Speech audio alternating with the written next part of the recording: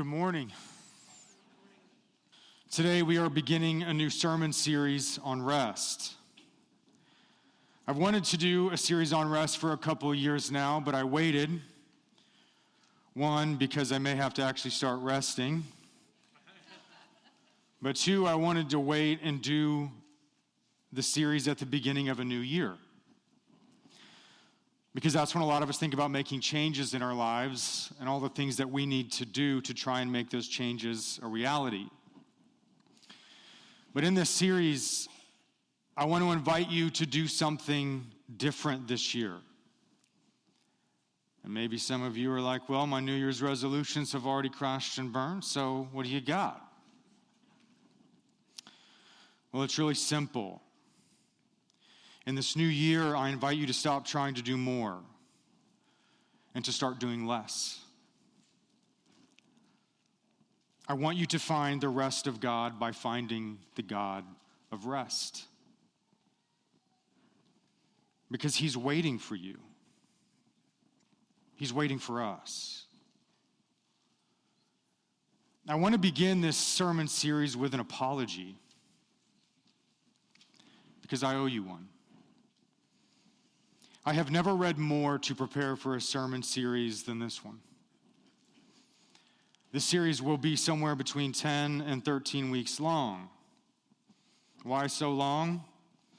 Well, it will probably take that long to convince you to try and rest. But also because I honestly was blown away at how comprehensive and pervasive the theme and importance of rest really is in the biblical story, how central it is to the gospel, and how central it is to the type of people that we are called to be as God's people. Rest is everywhere. And yet in our lives, it's nowhere. We just think rest shows up in Genesis 1 and in the 10 Commandments. But it's so much more than that. And it is so much more than just a day off. Rest is the very purpose of your life. But I've also never been more convicted preparing for a sermon series. As I'm reading and learning and seeing how central and important rest is to our God and what He wants to offer us, I was convicted because I do not rest. I'm terrible at resting. I cannot slow down. I cannot turn it off. And I cannot just be. It's affected me, my wife, my kids, but also you. I was reading through one of the resources I'm using for this series, and I read something last week that hit me right in the gut. Our road-weary, exhausted churches have largely failed to integrate Sabbath into their lives as vital elements of Christian discipleship. It is not as though we do not love God. We love God deeply. We just do not know how to sit with God anymore. Because we pastors rarely practice Sabbath, we rarely preach the Sabbath. And because we do not preach the Sabbath, our congregations are not challenged to take it seriously themselves. The result of our Sabbath amnesia is that we have become perhaps the most emotionally exhausted, psychologically overworked, spiritually malnourished people in history. So, Redeemer Rockwall, I am sorry. I have never once preached on the Sabbath and invited you into the divine rhythm of your God and the gift of rest that He wants to give you. I haven't taken it seriously in my own life, which means I haven't taken it seriously in yours. And for that, I'm sorry. I could have been a better shepherd because I know that we are so tired. We are so worn out. When I had to apologize to my wife this week about that lack of rest, I told Melissa how preparing for this series has allowed me to see what all of the situations and stories that walk into my office all have in common. They're looking for rest. Rest from addiction, rest from anxiety, rest from strife, rest from spiritual attack, rest from toil, rest from striving and struggling and surviving. They need true rest. Shabbat shalom. And the God that wants to give it to them. And so if this sermon series is a song, then let me give you the chorus. Our God gives rest. Our God gives rest. So how can we receive it? As we jump in, this series is going to challenge and reshape a number of misconceptions we have about the Sabbath and rest. One is because you might instantly think of the Sabbath as being part of the Old Testament. It's part of the Old Testament law, and so observing it is bordering on legalistic. But we will learn that that's not true. The Sabbath came long before the law. The Sabbath came before the fall. And the Sabbath is actually part of what it means to be human because it's built into our creation. We are made in the image of God, and our God rests. Two, it will challenge how we minimize it. It's common, very common, to think of the Sabbath as just setting aside some time in the week, a morning, an afternoon, a couple hours here and there where you take a walk or read while listening to some worship music. And it's just your personal Sabbath where you set aside time that works for you because it's no longer a day of the week. But I think that mindset is more an invention of modern evangelicalism that has so individualized the faith and just made it choose your own spiritual adventure, where it minimizes God's commands and it just teaches us how to treat the Sabbath as spiritual me time. But no, the Sabbath is a set day of the week. But the Sabbath is not just a day for me. The Sabbath is also a day that includes others. The Sabbath doesn't actually care whether you identify as an introvert or an extrovert and how you recharge. The Sabbath gives you what you need, not what you want. And third, it's threatening. Sabbath is threatening. It invades your schedule. It asks for a whole day. And we don't have that kind of time because we are so busy, right? So much needs to be done. But if there is one thing that I have come to learn about the suburbs, it's that here, our sacred cow is not money, it's time. And the irony is that we're so busy and we long for rest, yet we are so protective of our time and our schedules and not letting anything intrude. And God is going to ask you to relinquish your calendar.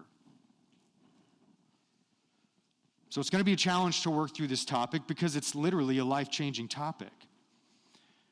But however it may challenge you and however your calendar may look right now, let's all just flatline it and start with a simple, basic question. Do you feel rested? Do you feel rested? Do you know what that word rested feels like? If not, then when was the last time you did feel rested?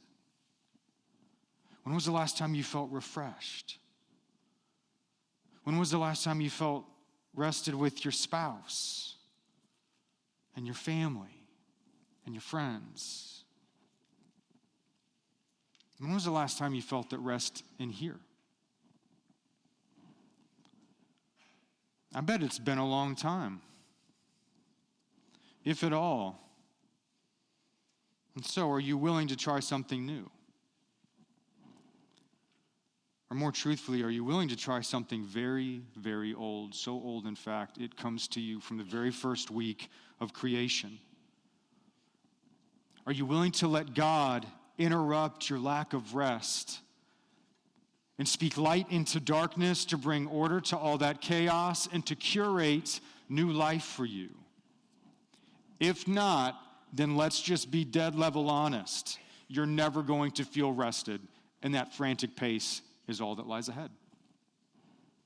Let's just call it what it is. Something has to interrupt the cycle.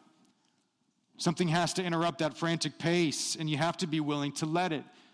We have to be willing to work through the discomfort of establishing a new rhythm. And if we're not, then crazy town is all that's going to continue. Because this world will not give you rest. It will only increase its demands on you, and you will be left to pay the bill with your time and your money and your body and your soul. Because this world does not give time off. This world gives taskmasters. And taskmasters enslave. But our God gives rest. Our God gives rest. And we take that for granted. We think rest is something you can buy. Rest is a place that you can go. Rest is a set of circumstances to enjoy. And we also take rest for granted because we're so familiar with the creation story. God worked for 6 days, and then he rested on the seventh day. And we read right over it, and we don't see its significance. We know how the story goes, but we don't know what the story says. The fact that God would rest and invite his creation to rest with him was beyond revolutionary in the ancient world. Genesis 1 and 2 stand against all the ancient Near Eastern creation myths of the Babylonians and the Akkadians and the Egyptians that all said that the purpose of humanity, the reason they were created, was to keep the gods happy and keep their anger at bay. Humanity was the divine labor force that the deities enslaved to keep them enslaved to the whims and fancies of all of the capricious gods who would give them no rest so that their own appetites would be satisfied. So from the very beginning of its existence, Genesis is a rebuttal against all the lies of the enemy and the slavery of pagan religion. This creation story from the beginning offered the world a refuge, an alternative way of living, an alternative way of being, because our God rests. And he invites his people to join him. But not only is this idea of rest, this resting God, revolutionary in the ancient world, it's just as revolutionary in our modern world. If we step back and think about it for a second, in our world right now, there are 1.2 billion Hindus. 1.2 billion. And Hinduism believes in the cyclical nature of time. Time is a cosmic wheel that turns without end in a never-ending process. And inside the cycle of time is the cycle of reincarnation, which is an ongoing cycle of birth, life, death, and rebirth. And so that means that one works their entire life to achieve enough karma so that they might advance to a higher caste in their next life. And then they do it all over again in the next life. And then they do it all over again in the next one, and the next one, and the next one. And then hopefully, once they achieve enough karma through unknown lifetimes, they reach what is called moksha. And moksha is where they finally break free of the cycle of reincarnation and they become one with the ultimate reality, the Brahma. But there's a catch. Because even the Brahma itself is in a cycle of birth, life, death, and rebirth. Which means that even if you achieve moksha and become one with the Brahma, eventually it will end. Because the Brahma itself will die and then be reborn, and you are thrown back into the cycle of reincarnation because there is no end to the cycle. And so do you know what that means? It means there are 1.2 billion people on this planet that believe that there is no such thing as eternal rest.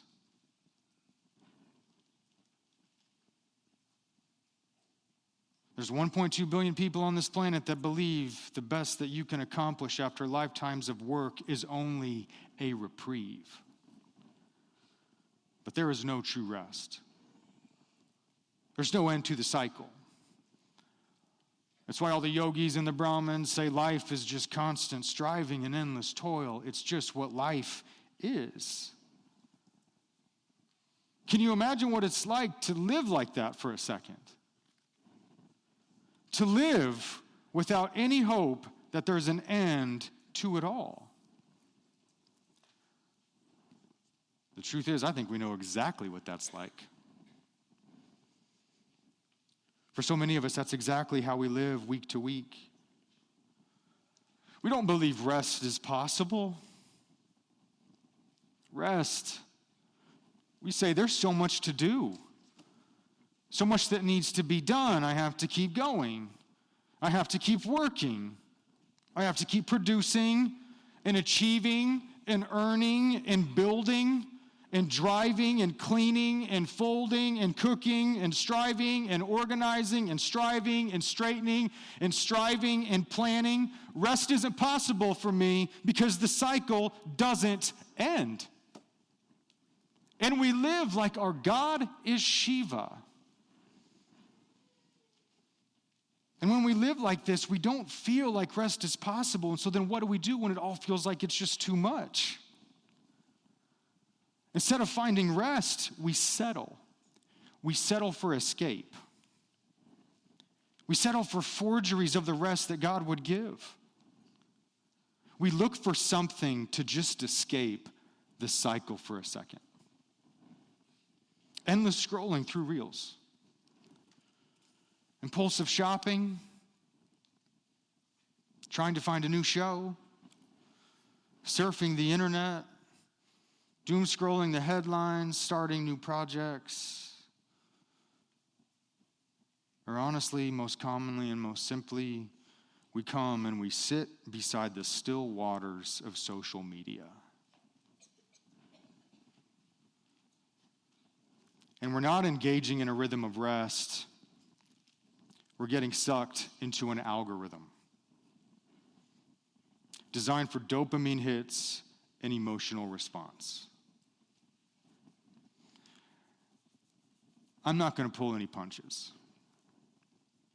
For me personally, at this point with social media, I think there is a really dark and demonic element to it all.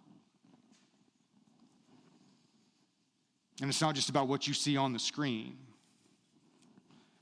It hides. And it runs so much deeper. It's as though the principalities and powers deliberated about how can we take out an entire generation. One says, well, maybe we can introduce a new heresy. The other says, well, maybe we can start a war. Another one says, well, maybe we can introduce a new plague. But then another said, let's just give them social media. We can take out every age demographic at once. It'll keep adults angry and opinionated and impulsive. It'll give their youth identity issues and endless FOMO and insecurity, and their parents will be too busy scrolling to see it. It'll keep them all distracted and divided even from their family and their friends. It'll keep them chasing dopamine hits and affirmation. It'll end real conversation.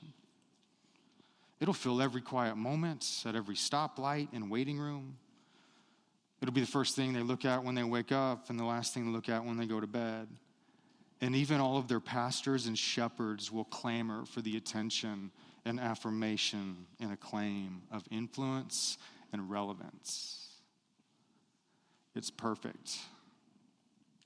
It'll eat them all.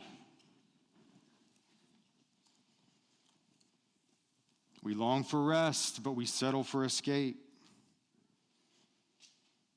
But nonetheless, the cycle continues and life goes on, and it requires that we re-enter back into the cycle, but you do so still feeling like you're on empty, and so the weekend only seems to give way to Monday dread. Because this world won't give you rest, Christian, but your God does. Our God gives rest. And in the beginning, what do we see God doing? Yes, he creates. But if we look closer, God is organizing time. He's organizing time. God works for 6 days and then he rests on the seventh. He's consecrating time itself and he's giving it purpose and meaning. God establishes a liturgy of time, a rhythm that we follow and we fit our lives inside. And when God gives a liturgy, it's always for the purpose of shaping his people and organizing their lives in a way that brings life. And what is the purpose of God's liturgy of time? It's rest. And this rest is not about taking a day off, although it is that. At its core, it's about entering into the rhythm of divine time. Why? Because God himself rested on the seventh day. Our God rests. The Sabbath is not about God commanding you to take a day off. It's about your God inviting you to join him in rest. Inviting you into fellowship and communion with him. I believe this so much that I believe that on the Sabbath, God is different or available to us in a different way. He's inviting you to stop, to enjoy his blessings, and to seek his face while he may be found. But we have so much to do, right? So much has to get done. We're so busy. So is it really worth it to stop and be with this God? Sure, we can say we believe in Jesus all we want, but is he worth your time? Is he worth organizing your calendar around even when it's oh so very full? Well, what does Genesis 1 tell us about this God and what he's like? We don't even have to jump to the New Testament. We can just stay right here in Genesis 1 and realize that he is exactly what we're looking for. So what does this creation story tell us about this God who is waiting for us? The first thing it tells us is that this God is the one who hovers over the chaos. He dwells above the chaos waters that churn and rage, for the Spirit of God was hovering over the face of the deep. And this God who hovers over the chaos would take on flesh and walk on the waters in the midst of the storm. He would find those who were so afraid of the wind and the waves, and he just gets in the boat with them. Is he your stability in the storm? Don't you know who calms the chaos? Genesis 1 tells us that when there was absolutely nothing but darkness, when darkness obscured everything, God said, "Let there be light," and there was light. And this light would take on flesh, and it would shine in the darkness, and the darkness would not overcome it. The light would say, "I am the light of the world. Whoever follows me will not walk in darkness, but will have the light of life. I will shine into the dark corners of life. I will shine into the confusion. I will shine into the uncertainty. And I will be the light through which you see everything." So do you want to see? Genesis 1 tells us that God brought forth land and he separated the waters to bring forth dry ground. So not only does he hover above the chaos, he's the God who brings order to the chaos. His voice rang out and it pushed the chaos waters back and it brought forth solid ground. And this God took on flesh and brought order to the chaos. He speaks to the wind and the waves, and they cease. He speaks to the demons, and they flee. He speaks to the bleeder, the beggar, and the blind, and they are healed. So what might he say to you? Genesis 1 tells us that God brought forth vegetation, plants, trees, the flowers of the field. He called forth the birds of the air and the beasts of the field, and he carefully crafted each one. He created the conditions and circumstances so that life can thrive. And this Creator God would take on flesh and he would say, "Why are you so worried? Do not be anxious about tomorrow. Look at the flowers of the field. Your Father planted each one. Look at the birds of the air. Your God provides for their every need. Your God stops to smell the flowers. Your God is a bird watcher. Your God knows every single need, and how much more value are you to him?" So what if he is so much closer than you think? But then Genesis 1 tells us that when God made man and woman in the image of God, he created them. And here's the best part. God created them on the sixth day. He crafted masterpieces, and he knew every hair on their head, but he didn't speak them into existence. He used his hands. And he came intimately close. But if you look at the order of creation, yes, God made humanity on the sixth day as the climax of creation, as the climax of all that he created. But how does that relate to the rhythm of time that God also created? Well, humanity is the climax of God's creation, but he made them so that their first experience would be the climax of time. God created humanity on the sixth day so that their first day on this earth would be the seventh day. Their first day on earth would be resting with God. God didn't create them and say, "Get to work." He didn't create them and then just hand them a job description and a task list. He didn't say, "This is how you're going to earn my presence and my blessing. Or this is what you're going to do for me to earn my favor." He didn't say, "You, go get your laundry from upstairs. You, go to the store. You, quiet, I'm trying to finish a project."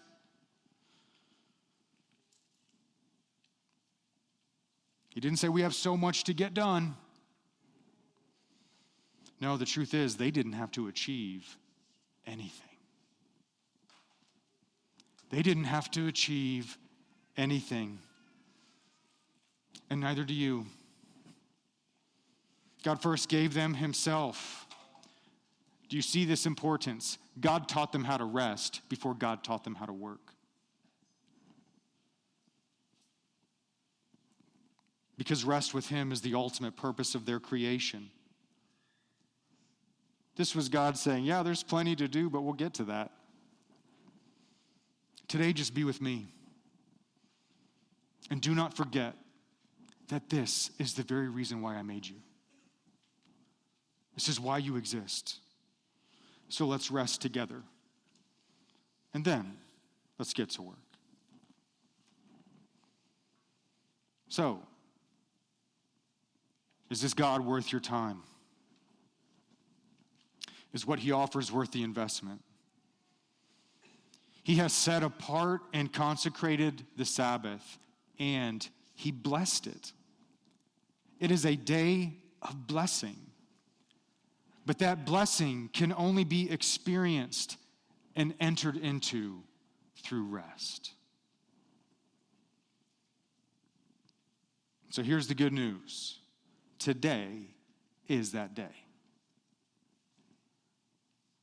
Today is the Sabbath. Today is a day of blessing.